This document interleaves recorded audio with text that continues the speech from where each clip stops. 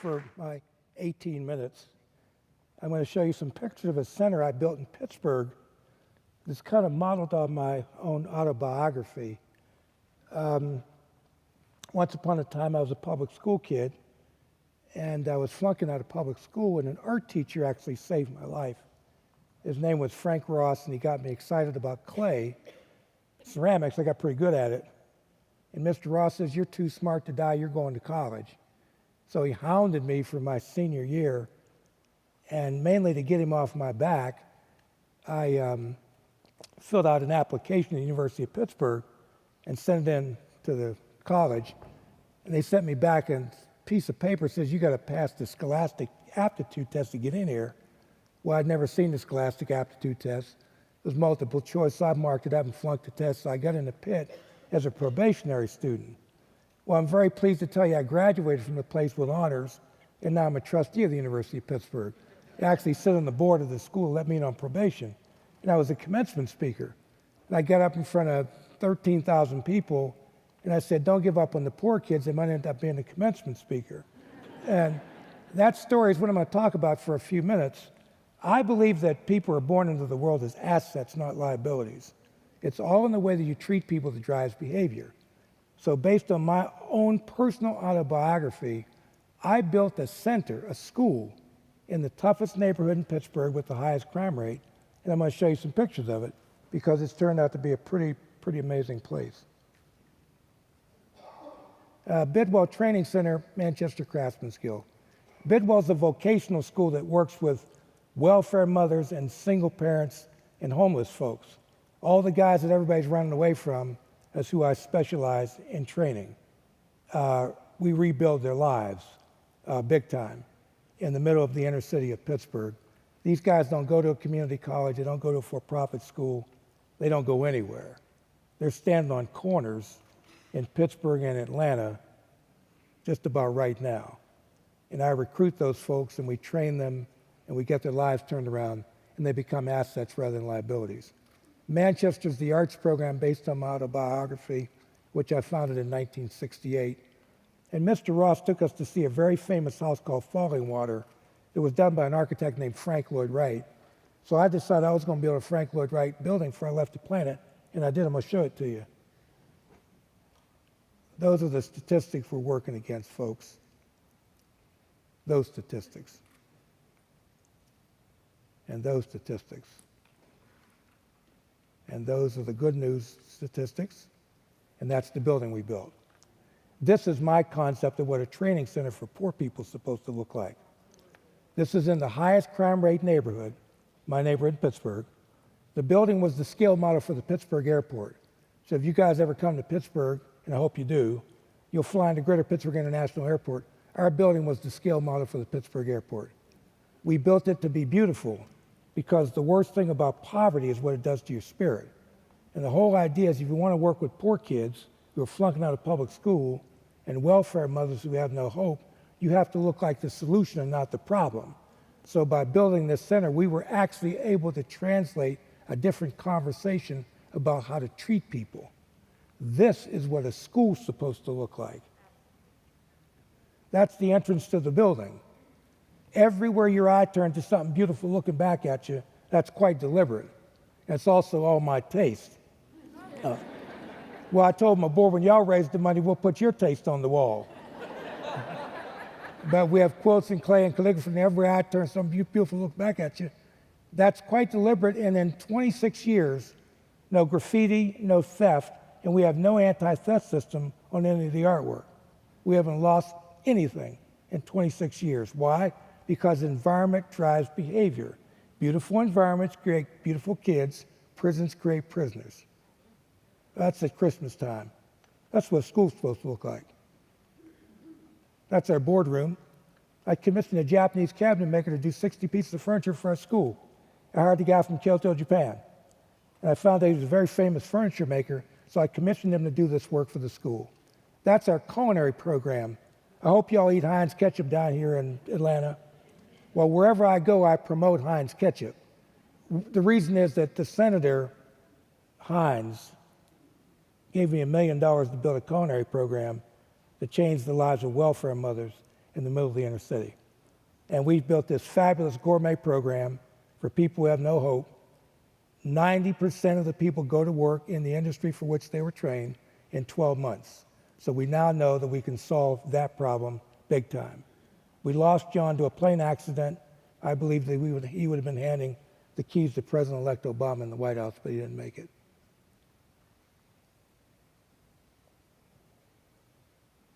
That's our amphitheater. That's our pastry department. That's lunch, by the way, at the school.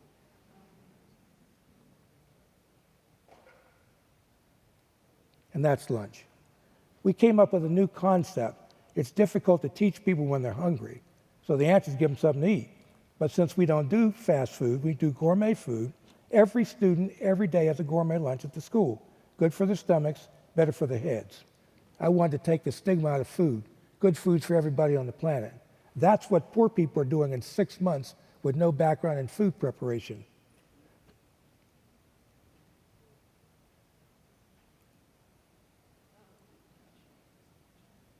These are the people that everybody gave up on. We took the design from a Ritz-Carlton hotel and we built a gourmet kitchen to take welfare mothers to making gourmet cooks in 12 months flat in a high-crime neighborhood in the middle of the inner city of Pittsburgh. As Chef Keith. That's our dining room.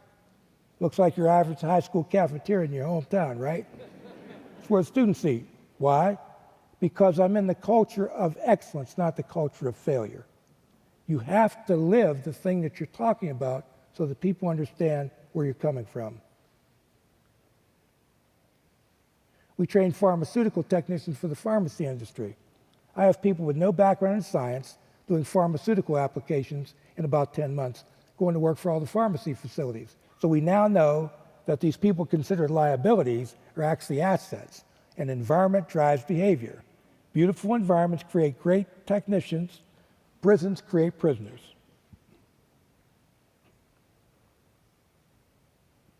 That's one of our classes.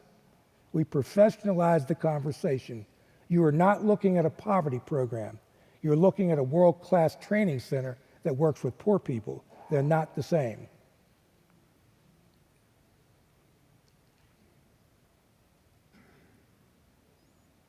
That's one of our guys who was on unemployment last year. He's working with the Water Treatment Authority as a chemical analyst, water analyst. He's making $50,000 a year. So we now know that we can solve this problem. That's the point of the story. We don't need to be living like this in any city in this country. This is our electronic medical group. We train technicians for the medical industry, electronic coders, medical records, and so forth. We got that problem figured out. We are now one of the top 17 vocational schools in America in the middle of a poor neighborhood in Pittsburgh with a high crime rate. That's our library. Unfortunately, I have students in the library with high school diplomas that they can't read. Not one of them, I got a lot of them. And I don't know about you guys, but I know that the country is losing ground. If we have 50% dropout rates and kids walk on the street with diplomas in the pocket that they can't read, that is not sustainable. This is the arts program I started. The kid from the 60s, we do pottery. We work with what are called at-risk kids. And we graduated 97% of them last year from the high school where we work. We've averaged 90% for 20 years. Why? Because there's nothing wrong with the kids, that's why. The kids are fine. They need an environment that stresses excellence and performance, and you can solve this problem, and you don't have to have a degree in education.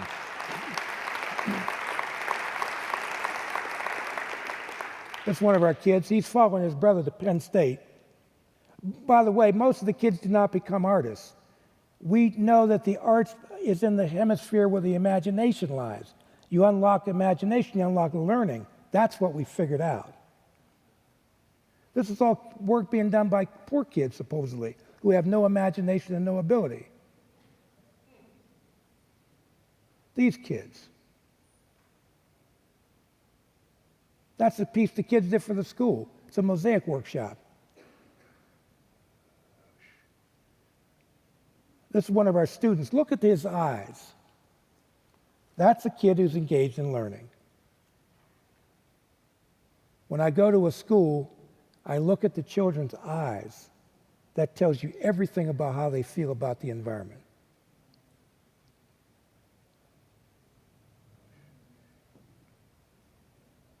We do photography. The kid who took that picture is now working for Walt Disney Studios. That's our gallery. This is our concept of what a gallery is supposed to look like for poor people. We developed a new concept in our school. It's called We Love Our Students. It's very unfamiliar territory.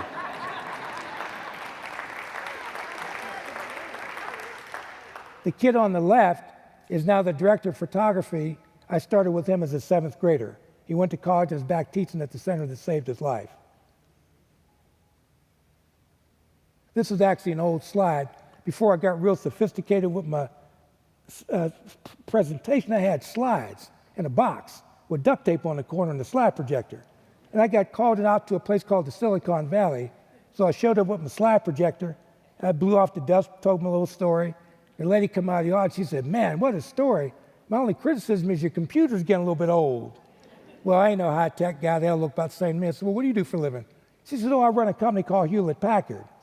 I said, "Well, my dear, there's an instantaneous solution to this problem." And we got $1 million from HP and a systems engineer to go with it. And we now have one of the hippest digital imaging centers east of the Mississippi River. And I'm putting kids into the Rhode Island School of Design and Pratt right out of the imaging center. But I keep the slide in here for nostalgia reasons, and you never know when an Apple representative might be in the audience.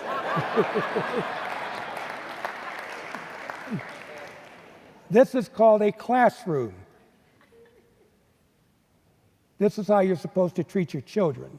You build that, you'll solve the problem. I also stuck a music hall in the north end of the building when I was building it, and a trumpet player named Dizzy Gillespie showed up. And I said, "Why'd you come to a black school in the middle of the inner city, doesn't even have a reputation in music?" He said, "Billy Taylor told me a black guy built it, and I didn't believe it, wanted to see for myself. And you ought to build one of these centers in every city in this country, and I'm going to help you do it." So he allowed us to record his concert. He gave us the rights to the music. And then Herbie Hancock showed up, and then the Basie Band, and Paquita de Rivera, and Shirley Horn, and Betty Carter, and Nancy Wilson. 600 recordings later, 5 Grammys later, we have our own record label. We're the hot, young digital recording studio in America doing jazz in the middle of the inner city for those children. Look at their faces.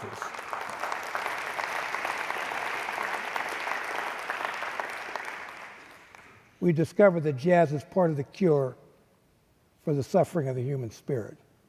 There's Dizzy. Pat Metheny.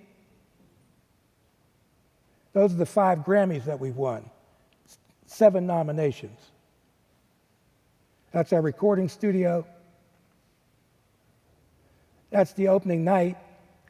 If you'd dropped the bomb in that room, you'd have wiped out all the rich people in Pennsylvania, because they're all sitting there, including my mother and father. The next night, I had the neighborhood come in, same food both nights, because I wanted to establish the principle that you don't have to be wearing a tuxedo to be treated like somebody who owned one. So we knew that that would work out fine.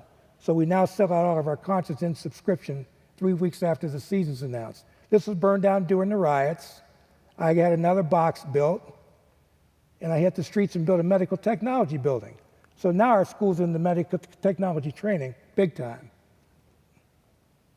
There's the fountain for the courtyard. And the University of Pittsburgh Medical Center took a part of their billing operation, moved it in our building, I borrowed $8 million, built the building, thing makes money in the middle of the inner city of Pittsburgh. And there's the bank that's a tenant in the building. And I also built a greenhouse because we got the welfare moms growing orchids. And we sell them in the grocery stores like Whole Foods. We generate money to support the program that trained these folks. So we have an advanced technology horticultural program in the middle of the inner city of Pittsburgh, and everybody that goes through the program gets a job in the industry for which they were trained. Those orchids. This is all being done by poor people who supposedly have no ability and no hope. And we're now doing hydrangeas, and we're now doing poinsettias. And we're in the Home and Garden Show. And now I'm down to the end of the story. I got 2 minutes and 40 seconds. I was out there at the Silicon Valley, and this kid come out of the audience. He said, boy, what a story, man. Blue jeans, tennis shoes, and so forth. I said, well, cool, man, what are you into? He said, oh, I built a company called eBay. I said, oh, great, you got a card? I didn't know what eBay was from a bottle of water. So I went back to Pittsburgh and asked one of the little techie kids, I said, have you ever heard of something called eBay? He said, yeah, Mr. Strickland, that's the Electronic Commerce Network. I said, holy smokes, I met the guy that built the company. So I called him up. I said, Mr. Skull, I've come to have a much deeper appreciation of who you are, man. He laughed. He said, I thought you'd figure it out sooner or later. Here's $500,000. I said, what's that for? He says, your first replication. I think you can scale this school idea in every city in this country before you start doing it around the world. Well, we got those open, folks. These centers are open and operating. There's Frisco. There's Jeff. This is the one in San Francisco. This is Grand Rapids. We cut the dropout rate to 6% in 24 months, and I don't live in that community. I live in Pittsburgh. It's the value proposition. There's the gallery. Oh, by the way, every city is averaging over 90% high school completion with kids that are dropping out at the rate of 50%, so we can double the graduation rate in 36 months. This is the one we built in Grand Rapids. Every building is beautiful or we won't build it. Environment drives behavior. That's the dining facility. This is called Western Michigan Center.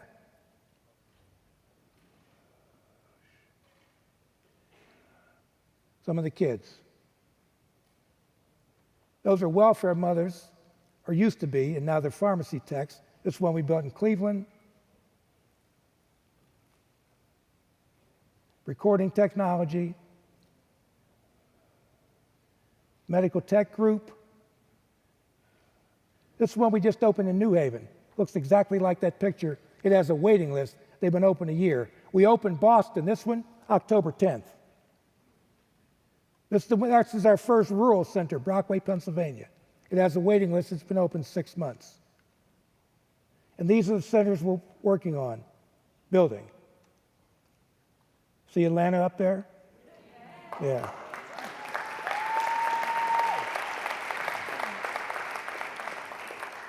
These are cities we're talking to about building centers.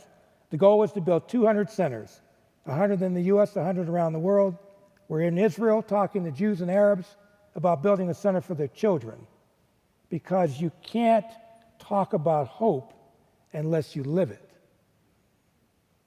And in fact, we're trying to get a piece of legislation passed to tell this whole story. I have a book out called Make the Impossible Possible, and it tells this whole story. And what I want to leave you with is a message. We can change this conversation.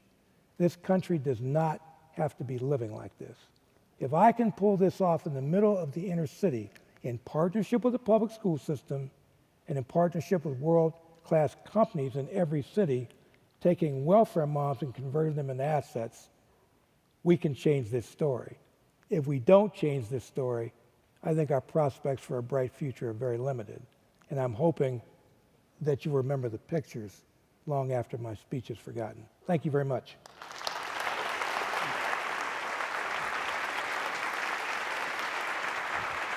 Oh, thank you. Please.